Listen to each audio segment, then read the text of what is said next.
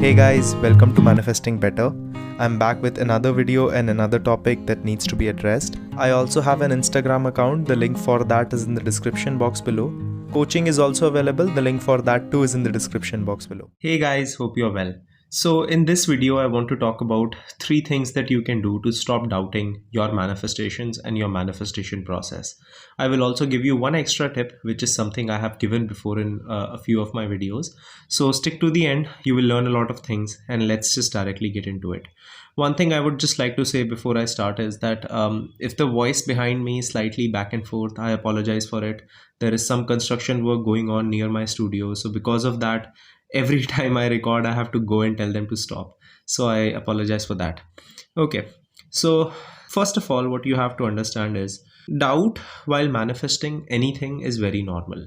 Now, doubt can come in many ways, right? So it doesn't necessarily have to be thoughts. Doubt can come in feelings, or doubt can come in things that you see. Doubt can come in some post maybe you read on Instagram and that made you doubt. Or it can be some of your friends or your family or someone around you telling you that you won't get what you want. Or some, let's say you follow some YouTuber and you are watching their videos. This used to be a big trigger for me when I was getting into manifestation, is that I used to follow a lot of self-help people. But when I used to watch their content, a few of them used to talk about how, law of attraction doesn't work and things like that. And of course, that was from their own limited thinking of what they understood the law of attraction to be. Because when the book The Secret came out, people got a lot into the law of attraction, right? And most of the times it is misunderstood as in think about something and you will get it. But we all know, because we have been in this journey for a while, that that's not how it works. So every time when you start a process and you get some resistance, doubts, fears, it's very normal. It happens with everyone. It happens with me. It happens with my clients. It happens with you. So getting doubts is nothing wrong. And in fact, getting doubts doesn't stop your manifestations. So let's just understand how to deal better with them so that you can actually use them in a way which is amplifying your results rather than delaying them for you. So the first thing and the first way to actually handle doubt is to just look at your life. And it's not just your life, you can look at people around you. Anyone who has ever gotten what they wanted has been in a state where they haven't had it. So let's say if you talk about sports person, Conor McGregor, he's very famous because he talks about, he's very famous in other his streams too, but because he talks a lot about visualization and manifestation and the law of attraction. But if you truly look at it, when he started, he actually was nothing. He came from nothing. Do you think that he did not have doubts? He did. It was a normal part. It's your ability to overcome that doubt in that moment that matters, not you getting that doubt in the first place. Do you think people around you who have gotten married never felt hopeless? They did. Do you think that previously when you were in a relationship, you thought that I would break up? No, you didn't, but you still did. Have you ever had relationships where there weren't relationships and there are now? Yes. Where are there times in your life when you were happier than you are now? Yes. Are there times in your life where you were sadder than what you are now? Yes. Which means that everything is an everlasting change, right? Every time a circumstance comes in front of us, we start to think of it as permanent. We start to call it a fact. And in our mind, what happens is we start to compare that thing which we call a fact, the absolute truth, with what we want to believe, right? So because of that, it becomes a fight between the new things that I'm trying to introduce in my mind through affirmations and techniques, which is something I consider intangible, and the things that are in front of me, which I consider a fact, right? Because it becomes a fight between the fact in front of me and the thoughts and the things that I'm trying to bring inside of myself. I will always the facts will always win. That's why it's important to actually look at your life as a temporary thing which has been changing. It's like a flow. It's like a river. It has always been changing. Things that you had now, you did not have before. Things that you have now, at some point you won't. That's fine. The new cell phone that you just bought will lose its value at some point, and you will throw it, right? Similarly, you will, if you see these things always change. So your doubt is telling you that in front of you, what is there is the permanent thing, that it will never change, and that this is just the end all be all, and that your life is now over because, let's say, your person is with a third party, or someone else got what you wanted, or there is something that is coming in between you and the thing that you want. But what you have to actually really logically think about is that okay, but at some point I had everything that I want now, or maybe I did not even have what the things that I have right now, right? So just clarifying that for yourself can help you maximize doubt. And in that moment when you are able to maximize doubt, you can be in a place where you can get better. The second thing that you can do is to understand what is your perception and what is a fact in front of you.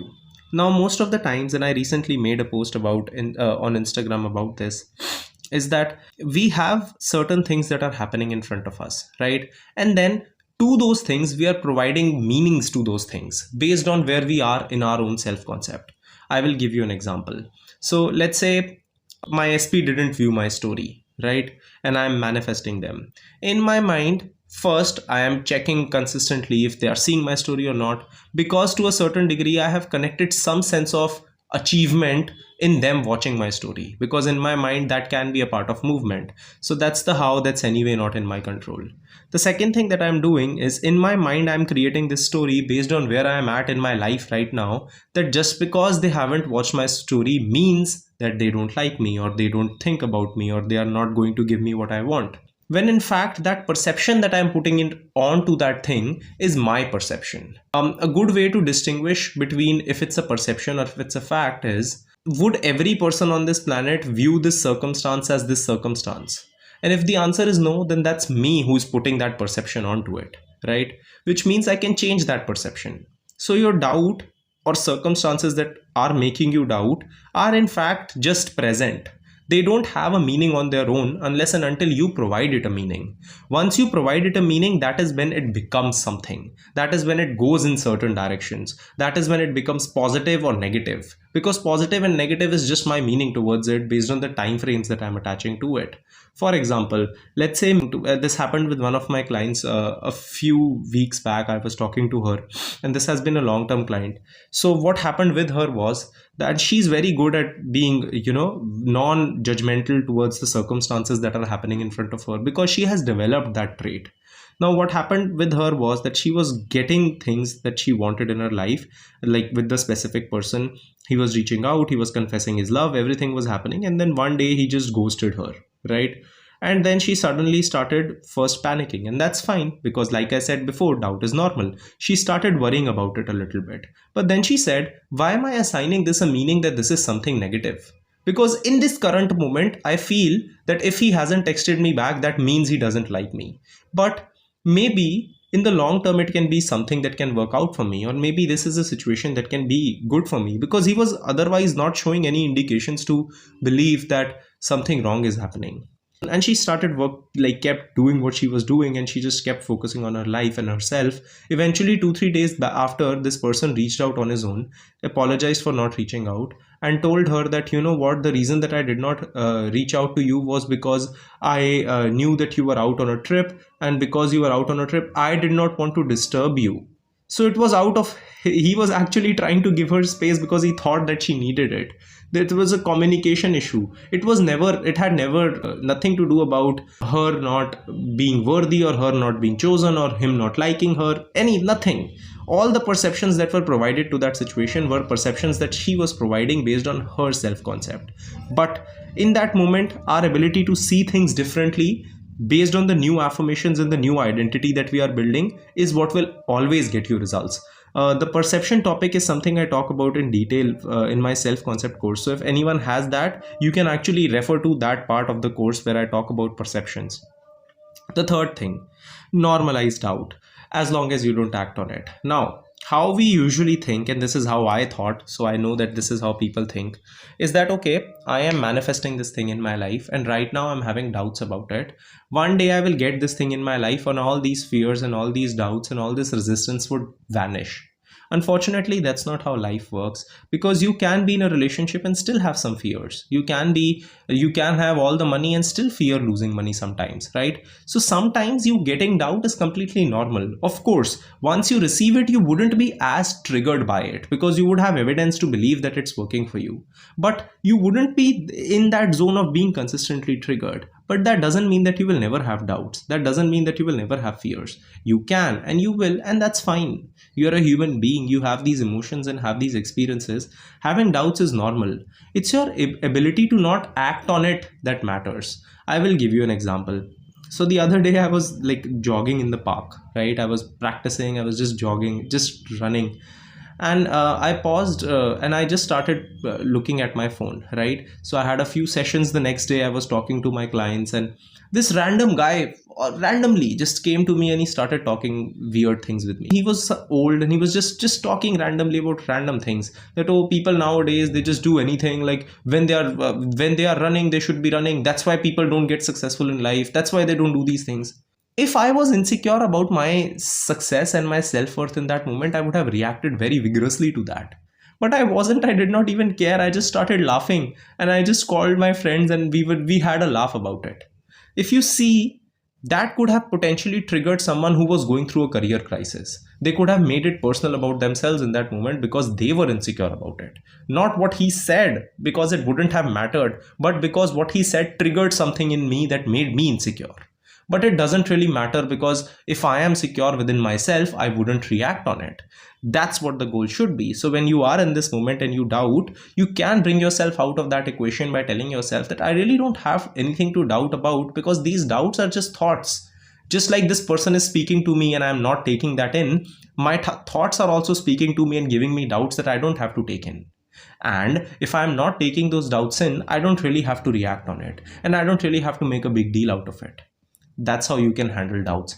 And I mentioned that I will give you one extra tip. So I have this revision challenge. It's for free. I have a video on that and I have a post on that on my Instagram. I will link the video down below. You can start focusing on the revision challenge. There is a reason for that, because the more you manifest these small things in your life, the more your belief towards the concept that manifestation works gets higher. If it gets higher, you would have a better chance of getting these things in your life in the first place. So try that. It will have a good effect for you, and I hope to see you guys in the next video, and I wish that you apply these things because they will have massive impacts on your growth. I will see you guys in the next one.